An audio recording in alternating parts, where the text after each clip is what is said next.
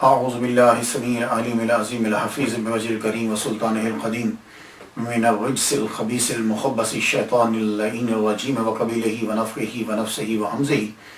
بسم اللہ الرحمن الرحیم. تمام نبیوں کے سردار حضرت محمد صلی اللہ علیہ وآلہ وسلم اور تمام مذاہب کے سردار دین اسلام کے پیروکاروں، سلام علیکم. آج کی گفتگو جو ہے وہ سلسلہ قادریہ کے نویں امام اور سلسلہ معروفیہ کے بانی حضرت معروف کرخی رحمۃ اللہ علیہ کے بارے میں ہے. آپ کا نام ابو محفوظ معروف ابن فیروز یا علی، دونوں میں سے ایک نام، الکرخی رحمۃ اللہ علیہ. آپ کی پیدائش جو ہے وہ کرخ میں ہے. کرخ جو ہے یہ بغداد کا شہر، 133 ہجری میں یعنی 750 عیسوی، اور آپ کا وصال مبارک 200 ہجری میں ہے یعنی 815 عیسوی میں. آپ کے استاد حضرت داؤد طائی رحمۃ اللہ علیہ ہیں، جن سے آپ نے فقہ پڑھی اور علوم پڑھے، تصوف بھی آپ نے ان سے لیا ہے. تو حضرت داؤد طائی رحمۃ اللہ علیہ جو ہیں یہ حضرت امام اعظم رحمۃ اللہ علیہ کے شاگرد ہیں. تو اس کا مطلب یہ ہوا کہ حضرت معروف کرخی رحمۃ اللہ علیہ مسلکاً حنفی ہے. اور آپ نے خلافت جو ہے وہ دو سے لی ہے، حضرت علی بن موسیٰ رضا رحمۃ اللہ علیہ اور داؤد طائی رحمۃ اللہ علیہ سے، دونوں سے. فارغ از حادثات چرخی، فارغ از حادثات چرخی قطب ارشاد خواجہ معروف کرخی رحمۃ اللہ علیہ. کہ والد گرامی جو ہیں ان کا نام فیروز بتایا جاتا ہے، کچھ نے کہا ہے کہ ان کا نام علی تھا. میرے خیال کے مطابق یوں ہو سکتا ہے کہ اسلام قبول کرنے کے بعد ہو سکتا ہے کہ ان کا نام چینج ہو گیا، انہوں نے فیروز چھوڑ دیا ہو اور علی نام رکھ لیا ہو. یہ ایسا ہو سکتا ہے. اگر دونوں نام آ رہے ہیں تو پھر یوں تطبیق کی جا سکتی ہے. کہتے ہیں کہ آپ کے والد گرامی جو ہیں ان کا مذہب اسلام نہیں تھا. تو کیا تھا؟ کچھ نے کہا کہ وہ کرسچن تھے، عیسائی تھے. تو کام کیا کرتے تھے؟ غلام تھے. لیکن غلام کن کے تھے؟ ساری دنیا جن کی غلام ہے، آل رسول سید زادہ حضرت علی بن موسیٰ رضا رضی اللہ تعالیٰ عنہ، ان کے یہ غلام تھے. اللہ اکبر جل شانہ. ان کے بیٹے ہیں حضرت معروف کرخی رحمۃ اللہ علیہ. اب دیکھیے کہ جب یہ غلام سید خاندان کے ہیں، سید زادے کے غلام ہیں، تو پھر بچے کا آنا جانا یقیناً، اور پھر اسلام سے وابستگی. تو حضرت معروف کرخی رحمۃ اللہ علیہ کی وابستگی اسلام کے ساتھ بچپن ہی سے ہے. یہ تو ہو نہیں سکتا کہ ابا جو ہیں وہ اس سید زادے کے غلام ہوں اور بچے کو پتہ ہی نہ ہو کہ میرے ابا جہاں نوکری کرتے ہیں وہ کیا. اور غلامی کا آپ کو معلوم ہی ہے کہ گھر میں جو ملازم کام کرتے ہیں ان کا آنا جانا کتنا رہتا ہے، اور پھر ان کے بچوں کا آنا جانا کتنا رہتا ہے. یہی وجہ ہے کہ جب حضرت معروف کرخی رحمۃ اللہ علیہ کو ان کے والد گرامی نے کرسچینٹی کی تعلیم دلانے کے لیے بھیجا تو آپ کا دل نہیں لگا. کیسے دل لگتا؟ جب علی بن موسیٰ سے موسیٰ کی زیارت کرتے ہیں سید زادے کی، تو کیسا ہو سکتا ہے کہ یہ بچہ جو ہے وہ عیسائیت کی جانب بڑھ جائے؟ تو آپ نے کرسچینٹی کو چھوڑ دیا، کرسچینٹی کو چھوڑا، عیسائیت کو چھوڑا، بھاگ کر حضرت داؤد طائی رحمۃ اللہ علیہ کے پاس چلے گئے. کہتے ہیں کہ آپ کا آنا جانا اتنا تھا کہ آپ نے سب سے پہلے جو ہے وہ عیسائیت کو چھوڑا اور اسلام کو قبول کی. لیکن جو نام آپ کے والد گرامی کا میں فیروز دیکھتا ہوں تو عیسائیوں کے فیروز نام جو ہے وہ کم ہوتے ہیں. لیکن خیر، سب سے پہلے اسلام قبول کیا، اسلام قبول کرنے کا اعلان کیا، اسلام کو اختیار کیا حضرت معروف کرخی رحمۃ اللہ علیہ نے. بیٹے نے پہلے کی. اور معلوم ہے کن کے ہاتھ پر؟ والد گرامی جن کے گھر میں جن کے غلام ہیں حضرت علی بن موسیٰ رحمۃ اللہ علیہ، ان کے ہاتھ پر جا کر جو ہے وہ اسلام قبول کر لی. اسلام قبول کرنے کے بعد اب نکل گئے. حضرت داؤد طائی رحمۃ اللہ علیہ سے جا کر مکمل تعلیم حاصل کی، باطنی تعلیم بھی حاصل کی اور ظاہری تعلیم بھی حاصل کی. اور جب آپ تعلیم حاصل کریں، ایک دن والد ماں باپ جو ہے وہ بیچارے بے چین ہیں، تو حضرت معروف کرخی رحمۃ اللہ علیہ ایک دن مدرسہ سے گھر آئے، دروازہ پھر کٹایا. اندر سے باپ نے پوچھا کون؟ کہا میں معروف. ایک دم سے دروازہ کھولا، اندر بٹھایا. ماں باپ تو آگے ہی بےتاب تھے اپنے بیٹے سے ملنے کے لیے. پہلا سوال جو والد گرامی نے کیا وہ یہ کہ بیٹے تو کس مذہب پر ہے؟ تو حضرت معروف کرخی رحمۃ اللہ علیہ کہنے لگے ابا میں نے اسلام قبول کر لیا، جن کے گھر اور در کے تم غلام ہو انہی کے ہاتھ پر کی. والد گرامی نے بھی دیر نہیں لگائی. حضرت معروف بیٹے کی وجہ سے ابا نے بھی اسلام قبول کر لیا. تو کہتے ہیں کہ کرسچینٹی سے جو ہے وہ اسلام اختیار کرنے کا اعلان کر دیا حضرت علی ابن موسیٰ رضی اللہ تعالیٰ عنہ کے ہاتھ کے اوپر.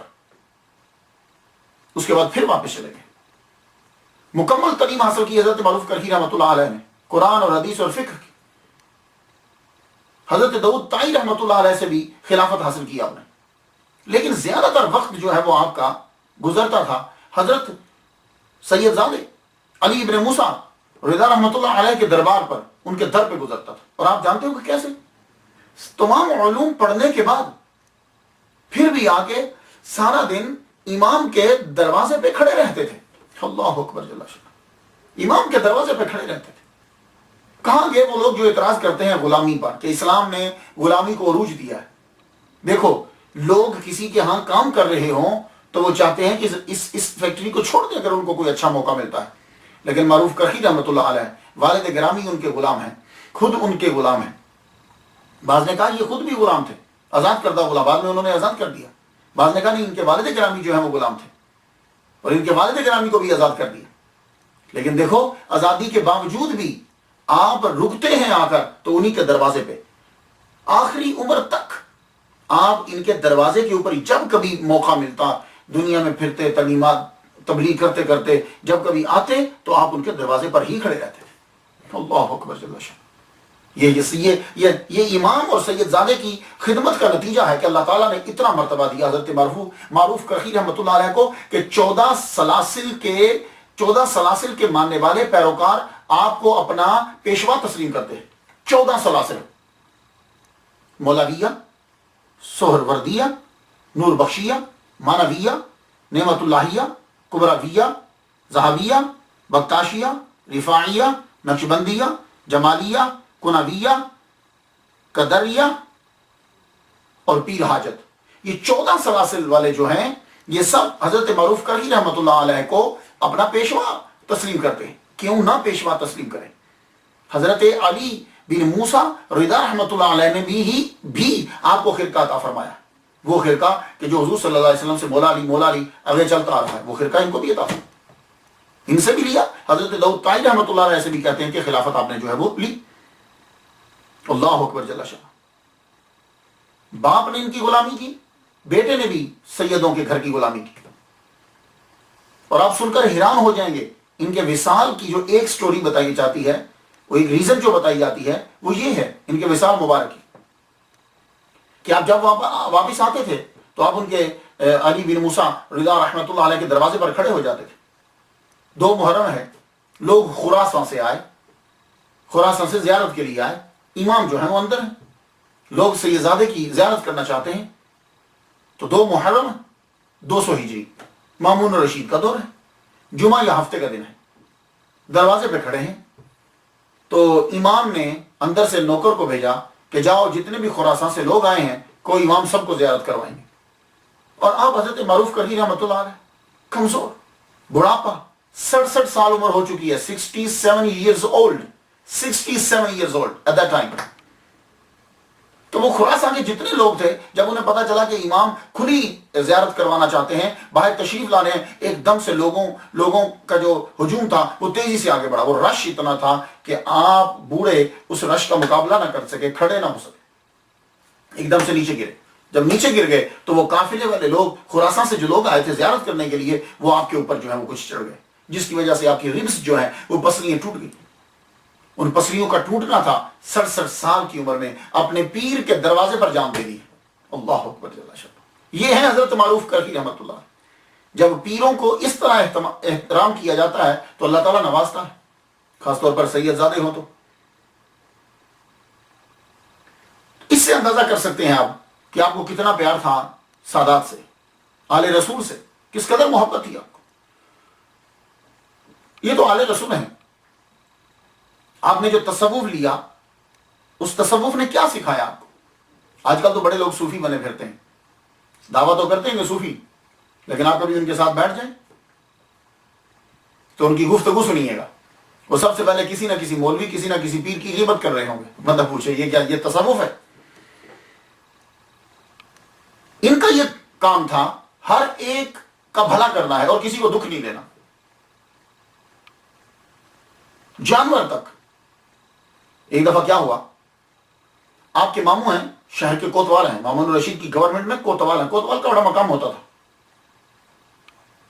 تو آپ جنگل میں بیٹھے ہوئے گزر رہے ہیں تو بھوک لگی تو روٹی تھی، نکال کے بیٹھ کے کھانے لگے، روٹی کھا رہے ہیں تو ایک بھوکا کتا جو ہے وہ قریب آ گیا، کتا قریب آیا تو آپ کیا کر رہے ہیں، ایک لقمہ کتے کو دیتے ہیں اور ایک لقمہ توڑ کے خود کھاتے ہیں۔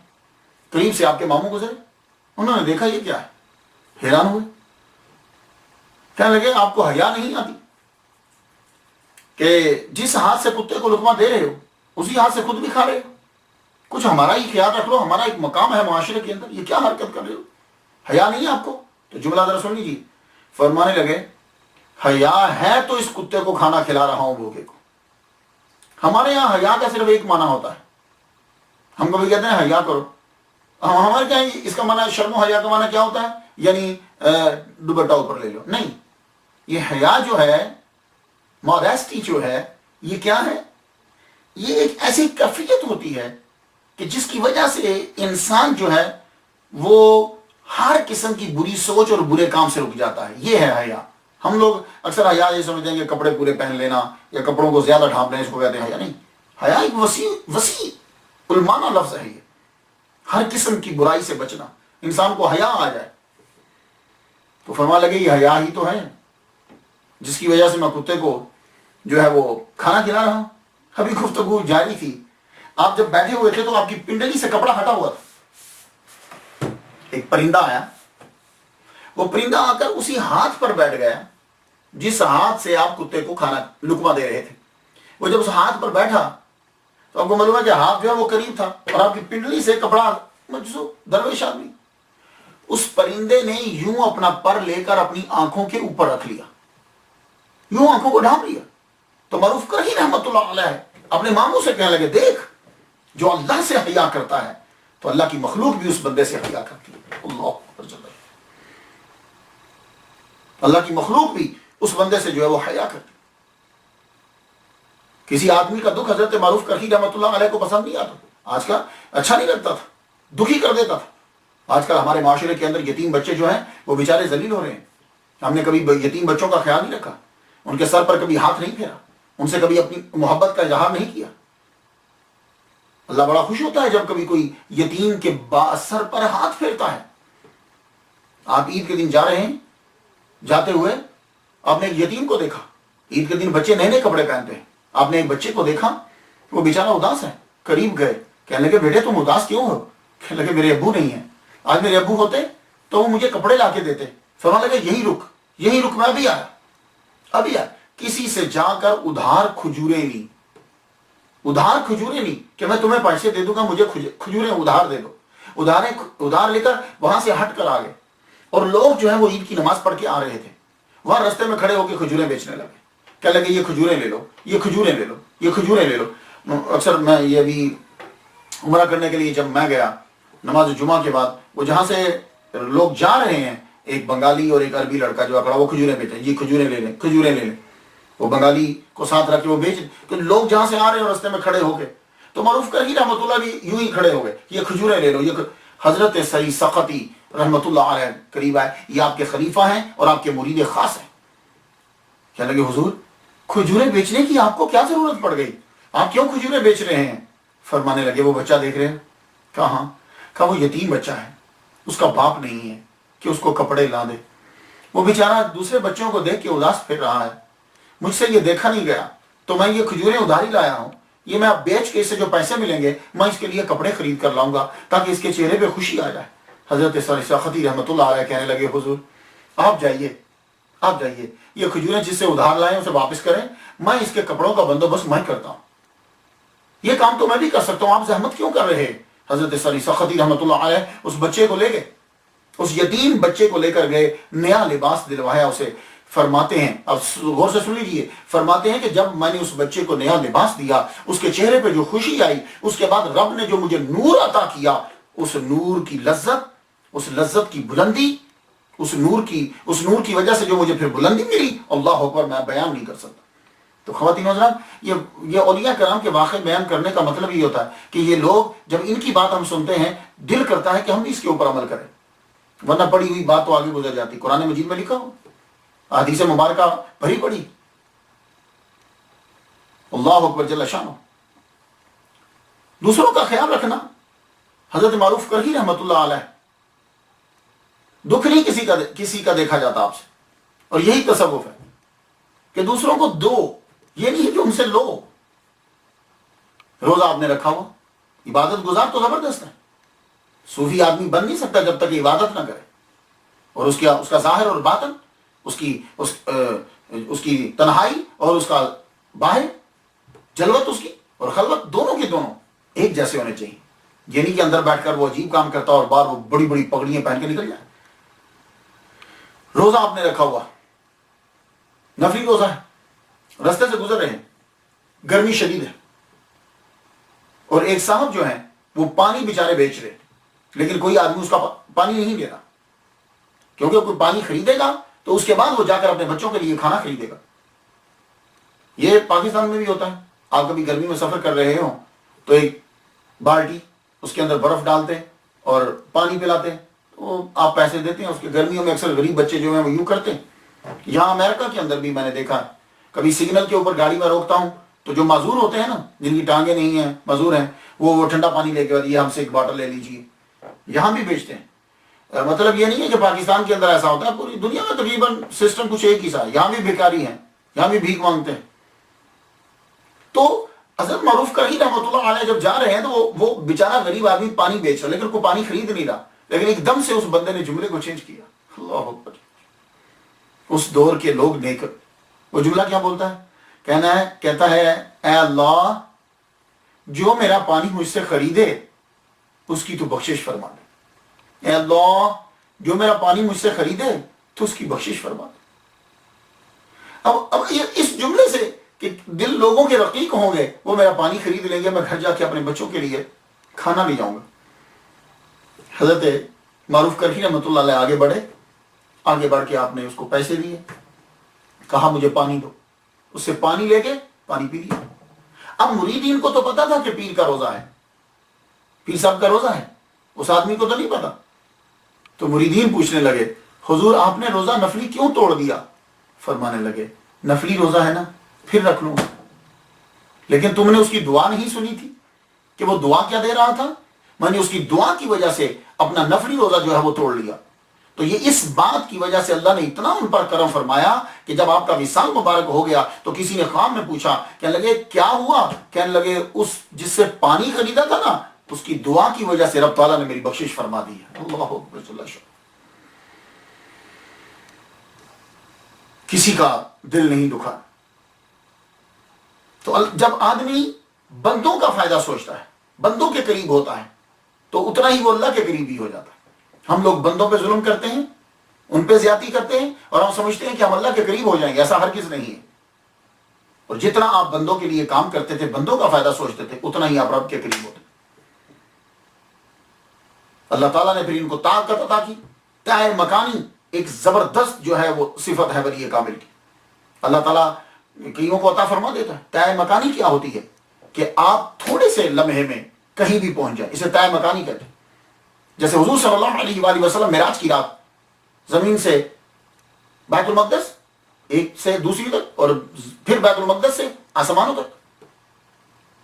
تو اللہ تعالیٰ حضور کے امتیوں کو بھی عطا فرماتا ہے.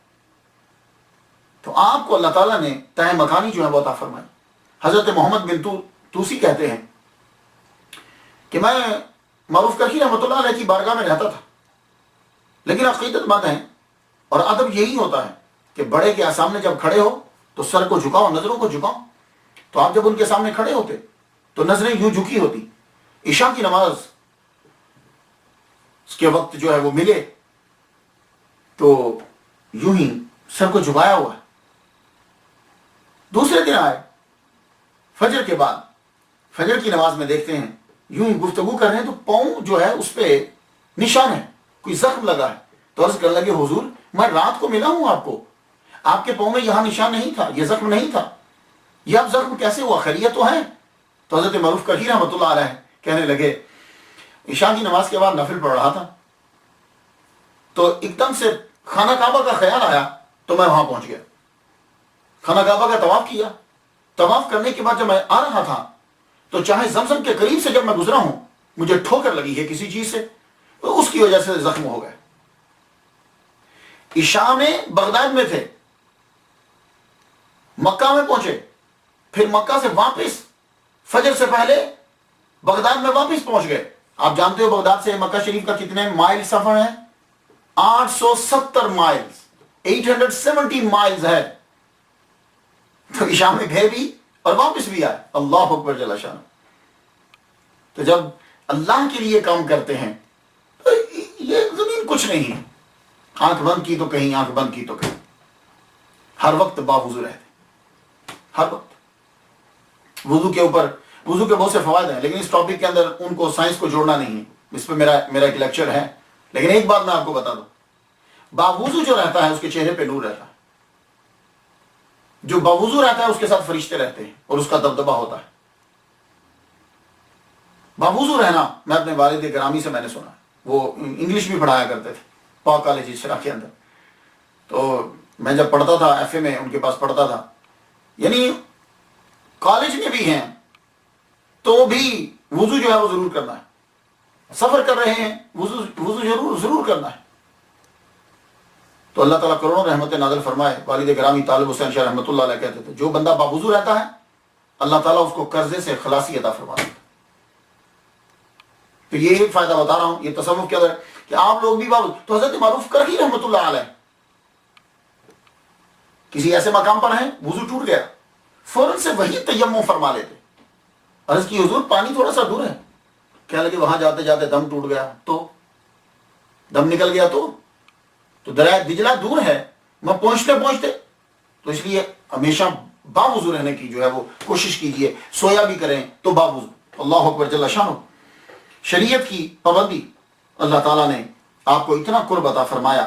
آپ نے اپنے مرید سری سختی سے کہا کہ جب بھی تم دعا مانگا کرو تو دعا یوں مانگا کرو، اے اللہ بحق کے معروف کرخی مجھے وہ شے عطا فرما. اللہ تعالیٰ جو ہے وہ تجھے عطا فرما دے گا بحق کے معروف کرخی. اب اس کا مطلب یہ نہیں ہے کہ یہ نعوذ باللہ کچھ لوگ ہوتے ہیں وہ عجیب سی آگے تشریح بنا دیں گے. اب اس کا مطلب یہ نہیں ہے کہ نعوذ باللہ معروف کرخی رحمۃ اللہ علیہ جو ہے وہ اللہ سے بڑے ہو گئے، اب ہم یہ نہیں. اللہ تعالیٰ کے وہ محبوب بن گئے ہیں تو اللہ تعالیٰ نے خود کہہ دیا ہوا ہے. کیا وہ حدیث بھول گئے ہیں کہ اللہ تعالیٰ نے خود اپنے نبی سے یہ کہا ہے کہ جب وہ مجھ سے مانگتے ہیں تو میں ضرور بر ضرور انہیں عطا کرتا ہوں. وَإِن سَأَلَنِي لَأُعْطِيَنَّهُ، اگر وہ مجھ سے سوال کریں تو میں ضرور بھر ضرور انہیں عطا کرتا ہوں. تو جب رب کہہ رہا ہے ضرور بھر ضرور عطا کرتا ہوں تو پھر اب اعتراض کی ضرورت کیا ہے؟ تو کیا کہا اپنے مرید اور خلیفہ سے؟ کہا کہ تو یہ دعا کیا کرے اللہ بحق کے معروف کرخی مجھے وہ شے عطا فرما، اللہ تعالیٰ تجھے عطا فرما دے گا. اور ایک مرتبہ آپ نے یوں دعا کرنے کے لیے کہا اللہم انی اسالک بحق سائلین علیک و بحق راغبین الیک. اللہ اکبر جل شانہ. اور آپ کے سمجھانے کا انداز یہ یوں تھا. ہمارے یہاں کیا ہوتا ہے کہ کوئی آدمی مسجد میں نماز پڑھنے کے لیے آ جائے، اوہ تیری شلوار بہت نیچی ہے، تو نے سر پہ ٹوپی نہیں پہنی، تیری شرٹ بھی چھوٹی ہے. وہ بندہ کہتا ہے یار میں پہلی دفعہ نماز پڑھنے کے لیے آیا ہوں، مجھ پہ اتنی انسٹرکشنز ہدایات شروع کر دی ہیں. وہ بندہ دوبارہ آتے نہیں. بھائی دیکھو ایک دفعہ نماز پڑھنے تو آیا نا، اب آہستہ آہستہ کوئی ایسا طریقہ اختیار کرو اسے بات سمجھ میں آ جائے. پہلے دن ہی آپ اسے بھگا دو چلا جائے گا، ابھی تو نیا شروع ہوا ہے. اب آپ ذرا دیکھیے حضرت معروف کرخی رحمۃ اللہ علیہ کا طریقہ سمجھانے کا کیا. آپ کے ہاں ایک مہمان ٹھہرا، آپ کو معلوم ہے کہ جب لوگ باہر سے آتے ہیں تو خانہ کعبہ اس جگہ میں ڈھونڈنا کہ قبلہ کی ڈائریکشن کیا ہے بڑا مشکل ہو جاتا ہے. تو اس کے لیے فقہ کا مسئلہ یاد کر لیجیے آپ سب لوگ. اگر آپ کسی ایسی جگہ پہ جاتے ہیں کہ جہاں آپ کو ڈائریکشن کا پتہ نہیں ہے تو پھر آپ کیا کریں گے؟ آپ تھنکنگ پہلے کر لیجیے، سوچ لیجیے ادھر قبلہ ہے نہیں ادھر ہوگا، سورج ادھر سے نکلا ہے ادھر، آپ تھنکنگ کر لیجیے. تو تھنکنگ کرنے کے بعد اب آپ نماز شروع کر لیجیے. تو نماز اگر شروع کر لی آپ نے, تو اگر آپ نماز پڑھ چکے ہو, کوئی بات میں آ کے بتاتا ہے تو نماز ہوگی آپ کی. کیوں؟ اس لیے کہ آپ نے تھنکنگ کر لی تھی. اور اگر آپ نے پہلے تھنکنگ نہیں کی, بغیر سوچنے کے آپ نے کسی طرف منہ کر کے نماز شروع کر دی ہے, تو اب آپ کو لٹانا پڑے گی اگر کسی نے بتایا. دیکھا آپ نے کہ سوچ اور سٹرگل کا کتنا اثر ہوتا ہے. تو آپ کے یہاں جو مہمان ٹھہرا, اس نے آپ عبادت میں مصروف ہے, میڈیٹیشن میں, مراقبے میں ہے, اس نے کیا کیا کہ وہ خود ہی سوچا کہ ادھر ہی قبلہ ہوگا, اب میں حضرت کو کیا تنگ کروں. وہ سوچ کے تھنکنگ کر کے نماز شروع کر دی. نماز مہمان نے پڑھ لی. تو نماز جب پڑھی تو وہ نماز پڑھ چکے. اب حضرت معروف کرخی رحمۃ اللہ علیہ جب اٹھے نماز پڑھنے کے لیے, تو آپ کو تو معلوم تھا, کیونکہ آپ تو مقیم ہیں وہاں کے, آپ کو معلوم تھا کہ کعبہ کی ڈائریکشن کہاں ہے. آپ نے صحیح سمت میں جب منہ کر کے نماز شروع کی, تو وہ مہمان نے جدھر منہ کیا تھا اس کے بالکل اپوزٹ تھا. وہ بڑے شرمندہ ہوئے, کہنے لگے حضور آپ نے مجھے کیوں نہیں بتایا, آپ نے مجھے کیوں نہیں بتایا. وہ تو تھنکنگ کر کے نماز جو ہے وہ شروع کر لی تھی, وہ فقہ کے مطابق تو ٹھیک ہے, لیکن وہ پھر حضرت مجھے آپ بتا دیتے. آپ اپنا جواب جو ہے وہ سماعت کیجئے. کیا فرماتے ہیں؟ کہنے لگے, فرماتے ہیں دوسروں کے امور میں تو تب مداخلت کریں جب خود سے فرصت ملے. ہائے, دوسروں کے امور میں تو تب مداخلت کریں جب خود سے فرصت ملے. اللہ تعالیٰ کی یاد میں اتنے غرق ہیں معلوم ہی نہیں. اللہ اکبر جل شان. اور آپ کی تعلیم جو ہے, اصل چیز یہ ہوتی ہے کہ تعلیم کیا ہے اس بزرگ کی, اور اسی کو یاد کرنا ہوتا ہے. آپ کی تعلیم, ایک بات سناتا ہوں, ویسے تو ان بزرگوں کے بہت سے اقوال ہوتے ہیں, بہت سی وزڈم کی باتیں ہوتی ہیں, بڑے قیمتی موتی ہوتے ہیں, لیکن اب سب پہ ڈسکس نہیں ہو سکتی. ایک بات آپ نے بڑی غضب کی کہی, اور یہ آج کے دور کے جو مسلمان ہیں ان کے اوپر فٹ بیٹھتی. فرماتے ہیں اعمال صالحہ کے بغیر جنت کی طلب, کہ اچھے کام نہیں کرنے اور جنت مانگنی ہے. اور حضور اتباع سنت کے بنا حضور کی شفاعت, یعنی حضور صلی اللہ علیہ وسلم کی سنن پر عمل نہیں کرنا اور شفاعت کی امید رکھنی ہے.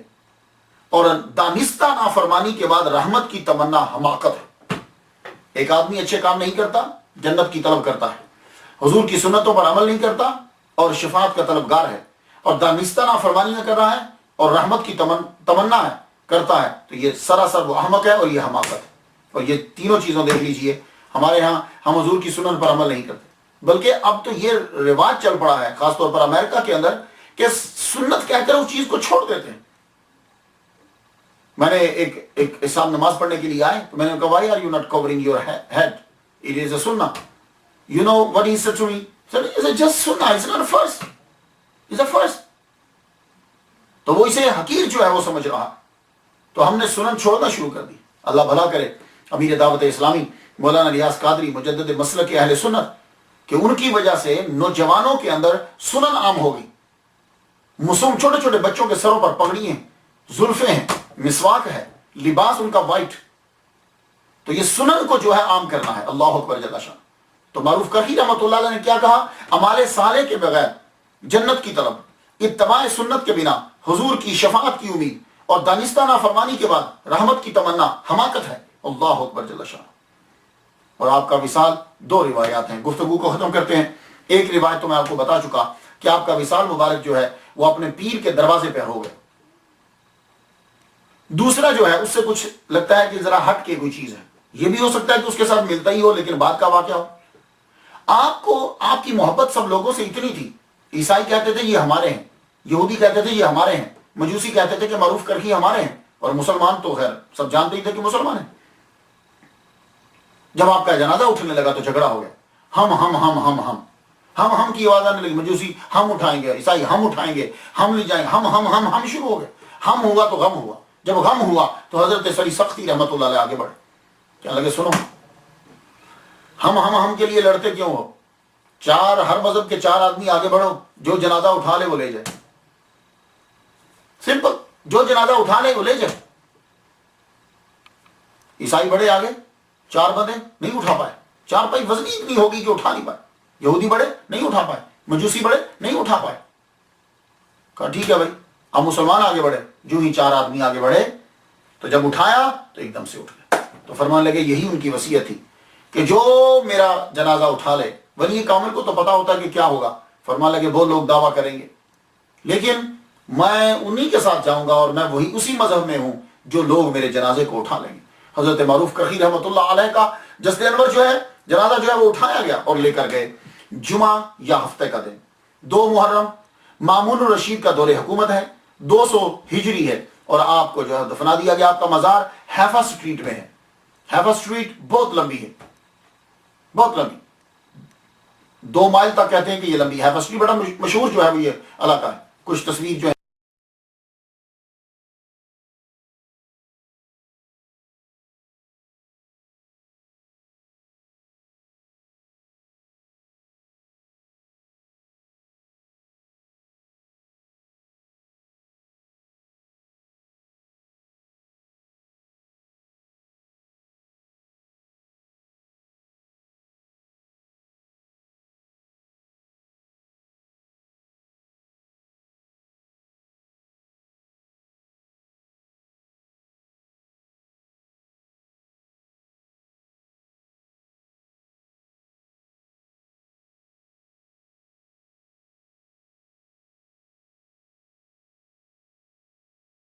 اور آپ کی تعلیمات سے ہر بزرگ کا ایک ٹائٹل جملہ اور پالیسی میکر جملہ میں آپ کو بیان کرتا ہوں۔ تو آپ کی تعلیمات میں سے جو میں نے ٹائٹل جملہ لیا ہے، پالیسی میکر ہے، سن لیجئے، وہ پیروں کے لیے ہے جملہ۔ کیا فرمایا آپ نے؟ کہا عارفین، عارفین کون ہوتے ہیں؟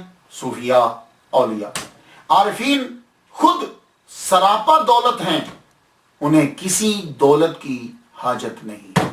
پھر سن لیجیے، یہ ٹائٹل جملہ ہے کہ عارفین خود سراپا دولت ہیں، انہیں کسی دولت کی ضرورت اور حاجت نہیں ہوتی۔ میں تو ان کے لیے فاتحہ پڑھ چکا، آپ لوگ جو ہیں وہ بھی اس کو سننے کے بعد 2 کام کرنے ہیں۔ فاتحہ ان کے لیے پڑھیے گا اور یہ جو ہے لنک آگے تک پہنچائیے گا، میری بخشش کا بھی سبب ہو اور آپ کا بھی۔ وآخر دعوانا ان الحمدللہ رب العالمین۔